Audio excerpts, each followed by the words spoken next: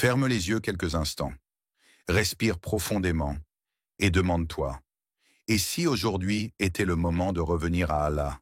Tu sais, il est le roi des rois, et même si nous l'oublions 1000 fois, il ne diminue en rien sa majesté. Et même si nous l'adorions avec une sincérité absolue, cela n'ajouterait rien à sa grandeur. Mais il continue de nous tendre la main, à toi, à moi, à tous ceux qui se croient loin. Tu n'as pas été créé pour être parfait. Ton âme tangue, ton cœur doute, tes pas trébuchent, et c'est ainsi que tu es humain. Mais ce que tu ignores peut-être, c'est que ton Créateur le sait, et malgré tout, il t'aime. Il ne t'a jamais demandé l'absence de péché. Il t'a demandé de revenir chaque fois, non pas une fois ni deux, mais autant de fois que nécessaire. Chaque chute est une occasion, chaque erreur une brèche vers la lumière. Et parfois, il faut toucher le fond pour regarder enfin vers le ciel. Tu n'es pas sali à jamais, tu n'es pas condamné, tu n'es pas banni. La faute ne devient un poison que lorsqu'elle t'éloigne. Mais lorsqu'elle te ramène, humble, brisé, sincère, elle devient un pont vers Allah, un pont tremblant, incertain, mais que lui rend solide sous tes pas. Allah n'aime pas l'orgueil déguisé en vertu. Il préfère un cœur brisé qui pleure à minuit qu'un cœur sec, convaincu d'être pur. Regarde autour de toi. Tout dans ce monde te rappelle que tu es imparfait. Les feuilles tombent, les saisons changent, le corps vieillit, l'âme faiblit. Mais la porte d'Allah ne change pas. Elle est toujours ouverte, même pour celui qui l'a claquée 1000 fois. Dis, ô mes serviteurs qui avez commis des excès à votre propre détriment, ne désespérez pas de la miséricorde d'Allah, car Allah pardonne tous les péchés. Sourate Az-Zumar 39-53. Il te parle ici, oui toi, pas à celui qui n'a jamais chuté, mais à celui qui enchaîne les chutes, et qui pourtant ose encore espérer.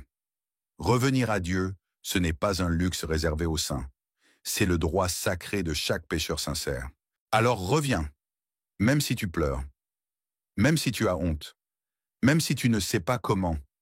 Reviens, il y a des douleurs que personne ne voit, des larmes qui tombent sans bruit, dans l'ombre d'une chambre silencieuse, là où personne ne te cherche, sauf lui. Il n'attend pas que tu cries pour t'entendre. Il n'a pas besoin de mots pour te comprendre. Il est là, quand ton cœur se serre, quand tu n'as plus la force de prier, quand tout en toi vacille. Il est plus proche de toi que ta propre respiration. Tu crois être seul, mais chaque battement de ton cœur lui appartient. Chaque souffle est un rappel de sa présence. Tu ne l'as peut-être pas invoqué à haute voix, mais il a entendu l'appel silencieux de ton âme. Tu n'as peut-être pas levé les mains, mais il a vu ton regard tourné vers le ciel. Et quand tu murmures son nom dans le noir, sache qu'il prononce le tien dans la lumière. Le prophète nous a transmis ce secret. Et si mon serviteur me mentionne en lui-même, je le mentionne en moi-même. S'il me mentionne dans une assemblée, je le mentionne dans une assemblée meilleure encore. Hadith Qudsi, rapporté par Al-Bukhari. Pensez-y, toi, petit être parmi des milliards, entouré de péchés, de doutes, d'erreurs, et pourtant évoqué par le roi des cieux dans une assemblée d'anges.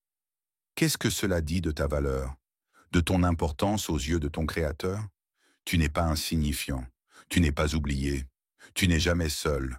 Il est avec toi dans l'abandon, avec toi dans la détresse, avec toi dans les instants que personne ne comprend. Et ce lien sacré entre toi et lui, rien ne peut le rompre, pas même tes fautes, pas même ton silence, pas même ta honte. Il suffit d'un souffle, d'un mot, d'un soupir, et tu es revenu vers lui. Il n'était pas un saint, il n'avait rien d'un modèle. Ce n'était pas un savant, ni un homme de mosquée, c'était un homme ordinaire. Ou peut-être moins encore, brisé, sale de ses fautes, rejeté même par ceux qui vivent dans l'erreur. Il n'avait que ses regrets et un cœur vidé de sens. Les gens l'évitaient. Il inspirait la peur, le mépris, parfois la pitié. Lui, il fuyait son propre reflet, dans l'alcool, la violence, l'oubli. Et pourtant, Allah ne l'a pas oublié. Il a suffi d'un moment, une nuit, un rêve, un murmure de l'âme, un frisson dans le dos qui traverse les couches épaisses de l'insouciance. Et soudain, quelque chose s'est fissuré en lui. Ce n'était pas spectaculaire, c'était intime. Mais c'était réel. Un éclair dans l'obscurité, une larme au milieu du vide, un souffle venu d'ailleurs. Et là, il s'est réveillé. Pas seulement du sommeil, mais d'un profond coma intérieur. Ce réveil fut une renaissance. Pas immédiate, non, mais chaque pas loin de la nuit fut un pas vers la lumière. Il a laissé derrière lui la bouteille, la colère, l'errance, et il a retrouvé la prière. La prière, moi, qu'il avait oubliée, la prosternation qu'il avait négligée, l'appel de son cœur qu'il avait noyé, mais Dieu, lui, ne l'avait jamais perdu de vue. N'a-t-il pas été un temps où l'homme n'était même pas une chose mentionnée? Surat Al-Insan 76, 1. Et pourtant, il a été créé, modelé, aimé. Même dans l'abandon, il est resté sous le regard d'Allah. C'est ainsi que commence chaque retour. Non pas par un miracle extérieur, mais par un miracle intérieur. Allah touche les cœurs sans bruit. Il réveille les âmes mortes. Et même l'homme le plus perdu devient un homme nouveau quand il entend enfin l'appel qu'il fuyait. Tu n'es pas la somme de tes fautes, mais elles marchent derrière toi, comme une ombre silencieuse. Tu ne les vois pas toujours, mais elles te connaissent, elles te suivent, patientes, invisibles, fidèles à chacun de tes pas. Chaque mauvaise parole que tu as laissée sortir, chaque regard interdit que tu n'as pas détourné, chaque prière que tu as volontairement manquée, ce ne sont pas juste des souvenirs, ce sont des empreintes spirituelles, des traces laissées dans un monde que tu ne vois pas, mais qui ne t'oublie jamais. Et ces traces, elles prennent forme, parfois en un fardeau sur la poitrine, parfois en insomnie nocturne, parfois en serpent. Un serpent que tu nourris toi-même. Chaque péché lui donne une nouvelle écaille. Chaque oubli de Dieu affûte ses crocs. Chaque orgueil le rend plus rapide. Et un jour, il te rattrape. Non pour te punir, mais pour te réveiller. Tu crois que tu n'es qu'un pécheur. Mais non. Tu es un être de lumière, recouvert de poussière. Et chaque larme que tu verses pour ce que tu as mal fait, c'est une goutte d'eau qui nettoie ton miroir intérieur. Quiconque fait un bien fût-ce du poids d'un atome, le verra, et quiconque fait un mal fût-ce du poids d'un atome, le verra. Surat Az-Zalzala 99-7-8. Ce n'est pas une menace, c'est un rappel de justice et une promesse de réparation, car chaque bien, aussi petit soit-il, pèse lourd devant Dieu. Et chaque mal, aussi grand soit-il, peut être effacé par un seul « Astaghfirullah » sincère. Tu n'es pas ton passé. Tu n'es pas ton erreur, mais ce que tu choisis de faire aujourd'hui fera ta lumière demain. Alors, cesse de nourrir le serpent et commence à nourrir ton âme, par le regret, par la prière, par la constance, car à chaque pas vers Dieu, il recule. N'est-il pas temps? Dis-moi, combien d'années encore comptes-tu repousser?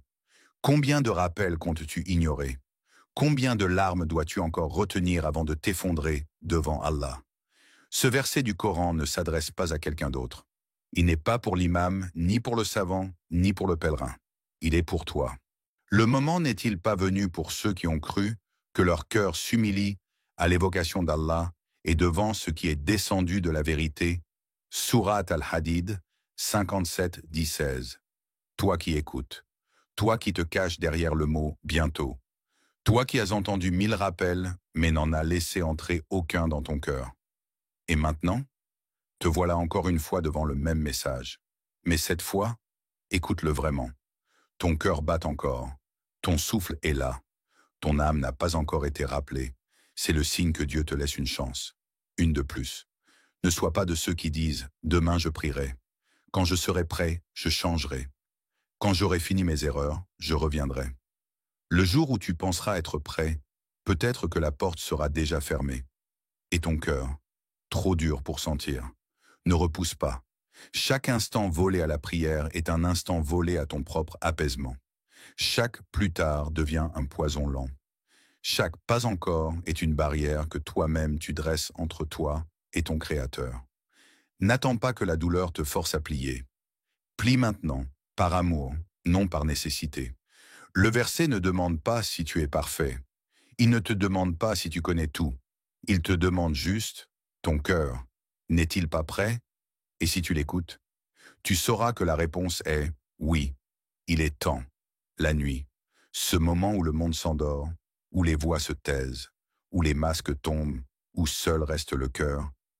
Et Dieu. Tu penses peut-être que la nuit est faite pour reposer le corps. Mais pour les cœurs vivants, elle est l'heure du rendez-vous divin. Chaque nuit, dans le silence que personne n'entend, ton Seigneur descend. Pas dans un palais, pas dans une mosquée, pas chez les élus, dans le ciel le plus proche de toi. Et là, sans intermédiaire, sans barrière, il t'appelle. Est-ce que celui qui prie, prosterné durant les heures de la nuit, craignant l'au-delà et espérant la miséricorde de son Seigneur, est-il semblable à celui qui ne fait rien?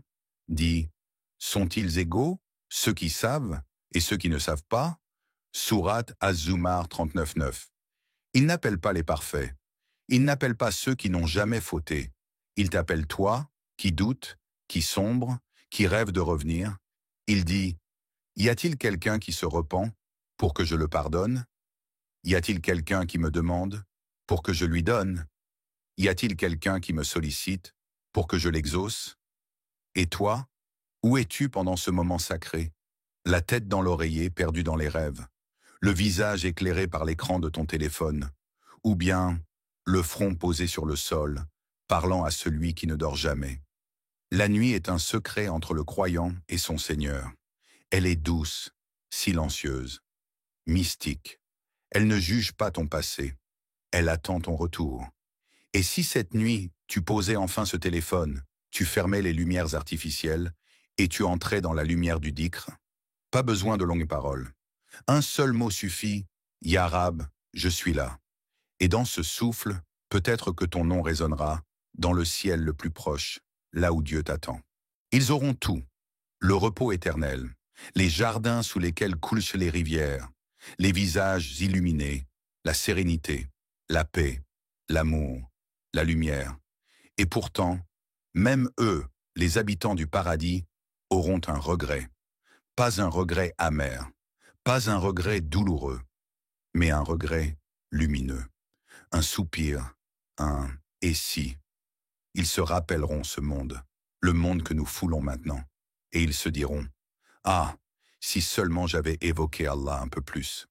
Car chaque seconde de dhikr, chaque souvenir d'Allah est une graine plantée dans l'au-delà, et cette graine devient un arbre d'ombre et de beauté, un arbre de paix dans l'éternité. Même ceux qui auront des palais regretteront une minute sans dire « Subhanallah ». Même ceux qui seront comblés regretteront le temps perdu à parler d'autre chose que d'Allah. Alors toi qui respires encore, toi qui as des heures devant toi, des jours, des nuits, combien de ces instants ne sont habités que par le monde? Combien de conversations sans but, de pensées sans lumière, de silence sans prière? Et invoque ton Seigneur dans ton âme, humblement et avec crainte, sans élever la voix, matin et soir. Et ne sois pas parmi les insouciants. Sourate Al-Araf 7:205. Ce verset est un secret d'éveil. Il ne te demande pas des discours ni des cris. Il te dit, souviens-toi de lui, doucement, intimement, discrètement, le matin, le soir, quand ton cœur s'élève, et même quand il tombe. Car le vrai regret n'est pas d'avoir échoué, c'est d'avoir oublié celui qui ne t'oublie jamais. Alors, avant que vienne le jour où toi aussi tu diras, si seulement j'avais dit aujourd'hui, je me souviens. Tu sais, il y a un endroit où les fautes ne font pas peur, un lieu invisible mais réel. C'est la porte de Dieu, et cette porte, elle n'a jamais été fermée, pas une seule nuit, pas un seul matin, pas même après les plus grands péchés, même quand tu l'as oublié, même quand tu t'es éloigné, même quand tu as pensé « je suis allé trop loin ». Allah ne rejette pas, il attend, et il espère ton retour. Oui, Allah espère, toi l'imparfait, toi la pécheresse, toi le brisé, toi la fatiguée, toi qui lis ou écoutes ces mots avec le cœur serré. C'est à toi qu'il s'adresse. Il ne te demande pas de revenir pur, il te demande de revenir sincère, avec tout ton passé, avec toutes tes erreurs, avec toutes tes blessures. Et quiconque fait un mal ou se fait du tort à lui-même, puis implore le pardon d'Allah, trouvera Allah pardonneur et miséricordieux. Sourate An-Nisa, 410. Regarde ces mots. Lis-les avec ton cœur. Trouveras Allah. Ce n'est pas peut-être. Ce n'est pas sous condition. C'est une promesse directe. Une certitude divine. Tu le trouveras. Pas dur, pas distant, mais pardonneur, miséricordieux. Revenir à Dieu, ce n'est pas l'aveu d'un échec. C'est la victoire de ton âme. C'est dire à ton ego, je ne suis pas mon passé. C'est dire à ton cœur, je mérite l'amour d'Allah. C'est dire à ton âme, je reviens à la maison. Tu as chuté, reviens. Tu t'es sali, reviens. Tu t'es éloigné, reviens. Car Allah ne rejette jamais celui qui revient. Jamais. Ô Allah, toi qui es la lumière des cieux et de la terre, toi qui vois au-delà de nos gestes, au-delà de nos mots, jusqu'aux tremblements invisibles de notre cœur, nous voici devant toi, brisés mais espérants, faillibles mais sincères. Réveille nos cœurs avant qu'ils ne s'éteignent. Éteins le feu de nos fautes par la pluie de ton pardon. Rends la douceur de ta proximité plus forte que l'appel de nos désirs. Fais que notre honte nous pousse à te retrouver et non à fuir davantage. Pardonne à nos âmes perdues, celles qui doutent, celles qui errent, celles qui pleurent sans bruit dans le secret de la nuit. Ne nous laisse pas seuls, ne serait-ce qu'un instant, car sans toi, nous sommes égarés. Donne à chaque frère, à chaque sœur, le courage de te dire « Je reviens, Ya Rab, même après 1000 chutes. » Déchire les chaînes qui les lignent à leur passé. Élève-les, lave-les, enveloppe-les de ta lumière. Réconcilie-les avec toi et avec eux-mêmes. Ya Rahman, toi qui étends ta miséricorde sans mesure. Ya Tawwab, toi qui accueilles chaque retour, même tardif. Ya Gafour, toi qui effaces, qui purifie, qui oublie ce que nous regrettons sincèrement. Fais de notre retour un véritable départ, un départ vers toi, vers la paix, vers la vérité, vers le pardon éternel. Amin, amin, amin.